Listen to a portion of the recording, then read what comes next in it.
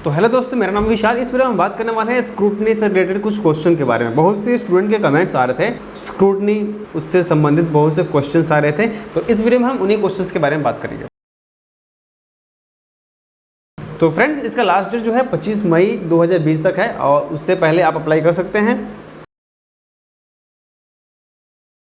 देखिए, ये बात क्लियर है कि स्क्रूटनी के लिए कोई भी स्टूडेंट अप्लाई कर सकता है, चाहे वो पास हो या पास नहीं हो, यानी फेल हो। फेल स्टूडेंट भी इसके लिए अप्लाई कर सकते हैं और जो पास स्टूडेंट है वो भी इसके लिए अप्लाई कर सकते हैं। अगर आप पास कर गए हैं 12th के एग्जाम, अगर आपके जितने भी मार्क्स है उस मार्क्स से आप संतुष्ट नहीं है, आपको लगता है कि मार्क्स आपको ज़्यादा आना चाहिए था पर इसमें कम मार्क्स आए हैं, तो आप स्क्रूटनी के लिए अप्लाई कर सकते हैं। ऐसा कुछ ये फिक्स नहीं है कि आप पर्टिकुलर एक सब्जेक्ट या दो सब्जेक्ट में अप्लाई कर सकते हैं। आप पूरे सब्जेक्ट में आपको डाउट है कि पूरे सब्जेक्ट में मार्क्स कम आए हैं, तो आप पूरे सब्जेक्ट में अप्लाई कर सकते हैं। और आपको लगता है किसी पर्टिकुलर सब्जेक्ट में, जैसे मैथ में या फिर फिजिक्स, केमिस्ट्री, बायोलॉजी या फिर किसी और सब्जेक्ट में आपको लग रहा है कि मार्क्स उसमें कम है, मैंने ज़्यादा लिखा हुआ है, तो आप सिर्फ उस सब्जेक्ट के लिए अप्लाई कर सकते हैं। या आपको लगता है कि सब मेरे पूरे सब्जेक्ट में ही मार्क्स कम है, तो आप पूरे सब्जेक्ट के लिए अप्लाई कर सकते हैं। ये आप पे डिपेंड करता है आप कैसे अप्लाई करते हैं। तो इस बारे में कुछ खास न्यूज़ नहीं है, लेकिन अगर आपके एग्ज़ाम्स अच्छे गए हैं तो उम्मीद है कि आपके मार्क्स बढ़ जाएंगे। लेकिन अगर आपने एग्ज़ाम अच्छे से नहीं दिए हैं और फिर भी स्क्रूटनी के लिए अप्लाई कर सकते हैं, तो इसकी चांसेस, बहुत हद तक चांसेस है कि मार्क्स आपके घट भी सकते हैं। लेकिन मार्क्स आपके उसी केस में घटेंगे जब आपका कॉपी में जो है सही पेपर आपका नहीं गया होगा, तो फिर आपका मार्क्स घटने के चांसेस है। लेकिन अगर आपने एग्जाम सही से दिया है तो आपको डरने की कोई ज़रूरत नहीं, आपका मार्क्स घटने के चांसेस ना के बराबर। तो अगर मार्क्स आपके बढ़ते नहीं है तो घटेंगे भी नहीं, यानी जितने हैं कम से कम उतना तो जरूर रहेंगे अगर आपका एग्ज़ाम अच्छे से गया है।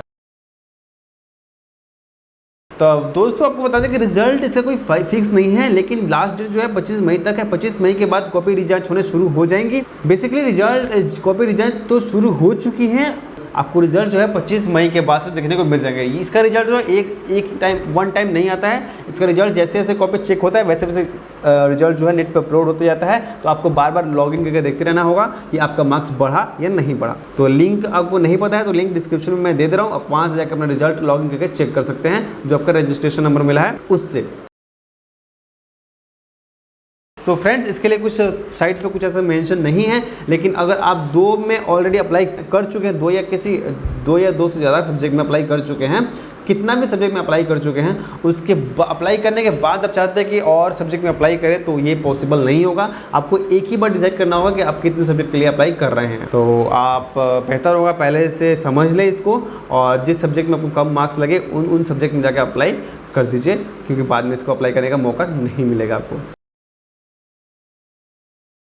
तो जी हाँ दोस्तों, आप बिल्कुल अप्लाई कर सकते हैं, क्योंकि स्क्रूटनी और कंपार्टमेंटल दोनों अलग अलग चीज़ें, दोनों एक चीज़ नहीं है। स्क्रूटनी होता है सिर्फ कॉपी जो आपने लिख रखा है बोर्ड में, वो कॉपी री जांच के लिए अप्लाई आप कर रहे हैं। मतलब वो कॉपी में आपको डाउट है कि मार्क्स उसमें कम आए हैं, उस मार्क्स को बढ़ाई जाए। और कंपार्टमेंटल उन स्टूडेंट के लिए है जिनका या तो फेल है या तो वो एब्सेंट है, उन लोगों को उसी सब्जेक्ट में वो कंपार्टमेंटल का एग्जाम देंगे, मतलब उनको दोबारा से एग्जाम देना होगा। तो ये डाउट आई थिंक क्लियर हो गया होगा आपको कि सप्लीमेंट्री और स्क्रूटनी दोनों अलग अलग चीज़ें हैं, ये आपको पता चल गया होगा।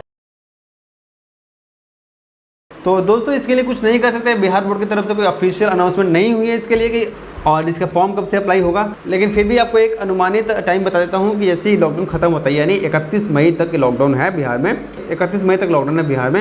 31 मई के ख़त्म होते ही ये हो सकता है कि कंपार्टमेंटल का फॉर्म आए आपका, क्योंकि स्कूल्स तो इस समय खुल नहीं रहे हैं। जितने भी स्कूल्स है हाई स्कूल, उन मैक्सिमम स्कूल्स को क्वारंटीन सेंटर बना दिया गया है, इसलिए स्कूल से खोलना संभव नहीं है। तो अब उम्मीद की जा रही है कि लॉकडाउन हटने के बाद ही कंपार्टमेंटल का फॉर्म अप्लाई होना शुरू हो सकता है। तो उसके लिए थोड़ा सा आपको वेट करना होगा। तो फ्रेंड्स, इसके लिए आपको बता दें, कंपार्टमेंटल में आप मैक्सिमम 2 सब्जेक्ट के लिए अप्लाई कर सकते हैं, एक सब्जेक्ट या 2 सब्जेक्ट। 2 से ज़्यादा सब्जेक्ट में अगर आप फेल हैं या एब्सेंट है तो अप्लाई नहीं कर सकते हैं, आप फेल माने जाएंगे या एब्सेंट माने जाएंगे। तो अगर आप भी 2 सब्जेक्ट में ही क्रॉस है तो बेशक इसके लिए अप्लाई कर सकते हैं, लेकिन इससे ज़्यादा में आप अप्लाई नहीं कर सकते हैं। तो फ्रेंड्स, कैसी लगी आपको वीडियो हमें नीचे कमेंट करके जरूर बताइएगा। अगर आपके मन में भी कुछ क्वेश्चंस है इससे रिलेटेड तो हमें नीचे कमेंट कीजिए और वीडियो को लाइक कर दीजिए और शेयर कीजिए दोस्तों में, अगर आपको वीडियो इंपॉर्टेंट लगे तो। मिलते हैं अगले वीडियो में, तब तक के लिए नमस्कार।